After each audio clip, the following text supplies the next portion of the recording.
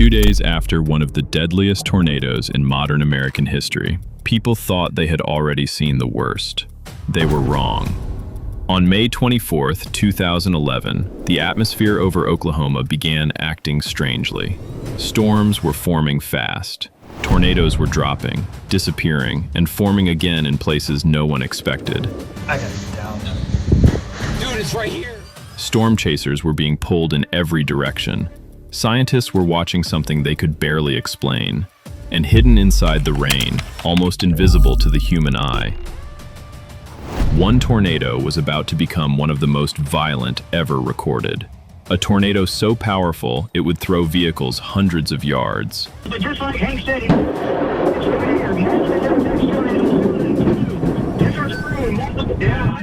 collapse massive steel structures, rip through neighborhoods, and produce winds close to 300 miles per hour. But the scariest part was this: many people never saw it coming. This storm here has already produced a brief tornado west of Independence, Missouri, and so let's take a look. There's been another funnel, Independence, Kansas. There's been another funnel cloud with that. Emergency managers were listening to the emergency manager channels on This scanners. tornado is indicated on the ground very close to Interstate 40. We have a TVS that's a tornado vortex signature.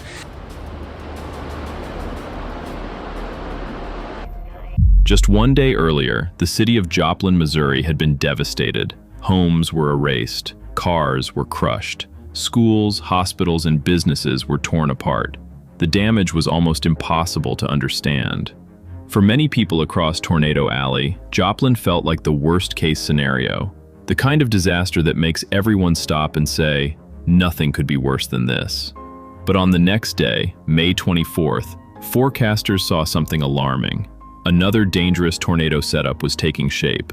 This time, the focus had shifted west. Joplin was no longer the main target, but that did not mean the danger was over. It meant the danger had moved, and Oklahoma was now sitting under a loaded atmosphere. Warm air, strong wind shear, explosive instability. Everything needed for violent tornadoes was coming together. Storm chasers knew it, meteorologists knew it, and a small radar team from the University of Oklahoma was preparing for a rare chance.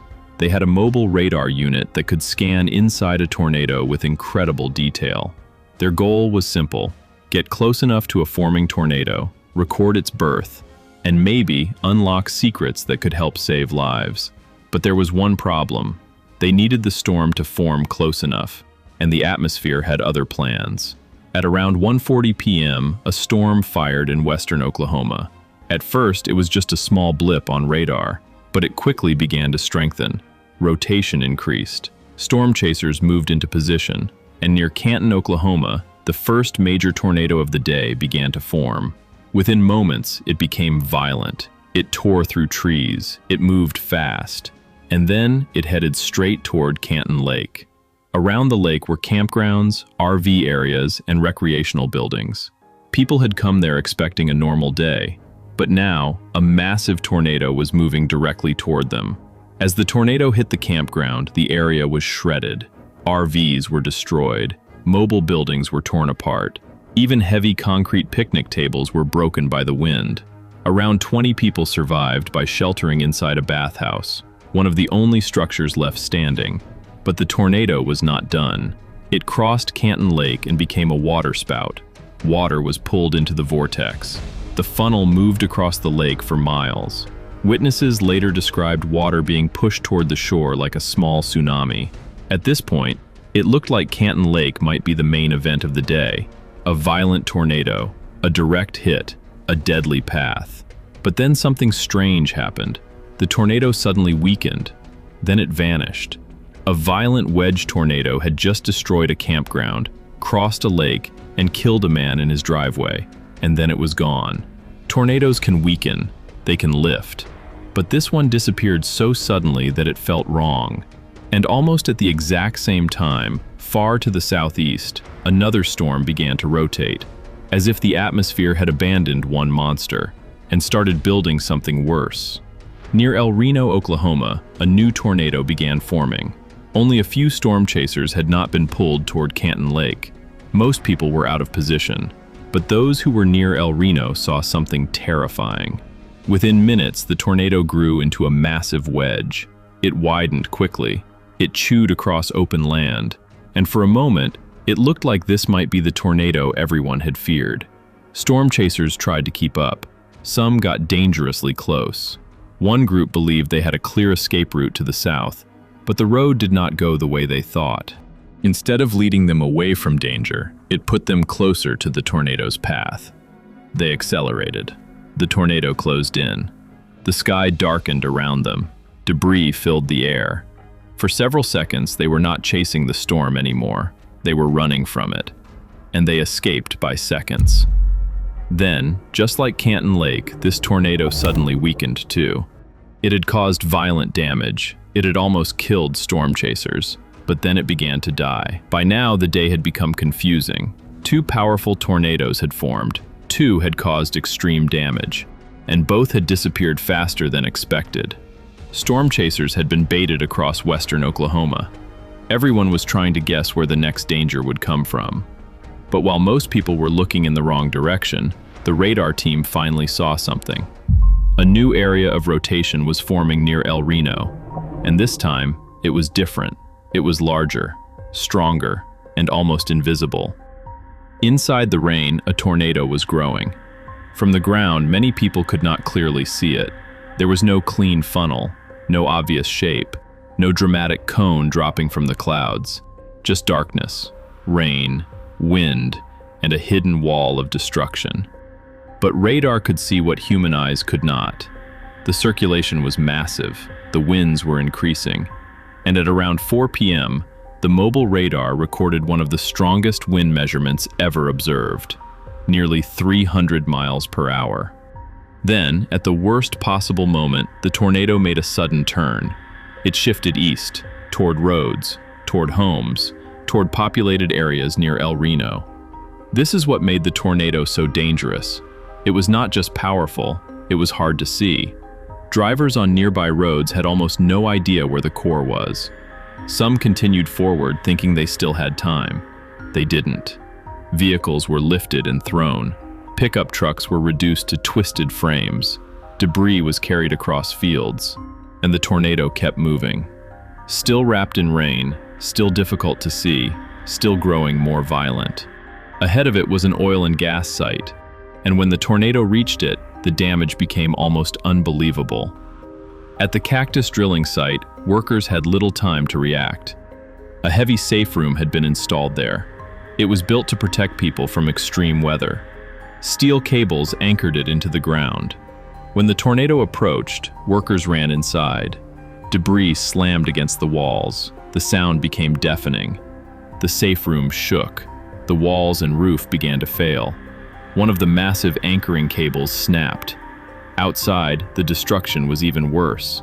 A 1.9 million pound oil rig, anchored into the ground, was pushed over and collapsed. Metal buildings were shredded. Scrap became flying blades. Fires ignited in the debris. When the tornado finally moved on, the workers inside the safe room survived. But the site around them looked like it had been destroyed by something beyond normal weather. They began searching for the missing worker. Instead, they found two badly injured people in a nearby field. Experts from the National Weather Service ranked it as an EF5. The damage path, 75 miles long. The cost of the disaster, still unknown, but will be in the millions. Yeah, we have a tornado shelter. It's a modern doghouse where the hands change their clothes at. And what they do is we anchor it with anchors. We pull tester anchors and we wrap them around the doghouse. And we had 12 guys in there, and that's what's safe. They was in that storm shelter. The tornado moved on, and now it was heading toward neighborhoods. By this point, some storm chasers thought the tornado might finally be weakening. The radar signature looked unstable. The path seemed to narrow. It had already done unimaginable damage. Maybe it was ending. But then the view opened up, and what they saw changed everything. The tornado was not dying. It was still massive, still ground scraping, still wrapped in rain, and it was heading toward the suburbs of Piedmont. For a few miles, it threaded between homes and subdivisions. Some neighborhoods were missed by only a small distance. Families sheltered wherever they could. Some went underground. Some hid in bathrooms. On Northridge Lane, 19 homes were destroyed. Every single one. Cars were thrown into fields. Debris was shredded so finely that surveyors struggled to tell what anything used to be. But there was one reason everyone on that street survived. Every home had an underground storm shelter. That decision saved lives. The outbreak of May 24, 2011 would become one of the most violent tornado days Oklahoma had ever seen. But the El Reno Piedmont tornado stood apart. It confused storm chasers. It challenged scientists. It appeared, disappeared, changed shape, turned suddenly, hid inside rain, and produced some of the strongest winds ever measured. 2 days earlier, people had watched Joplin and thought nothing could be worse. And maybe, by numbers alone, Joplin was worse.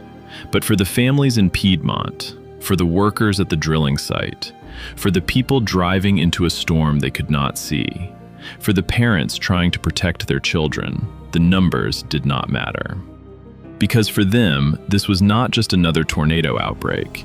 It was the moment the sky turned against them. And by the time many people realized what was coming, it was already too late.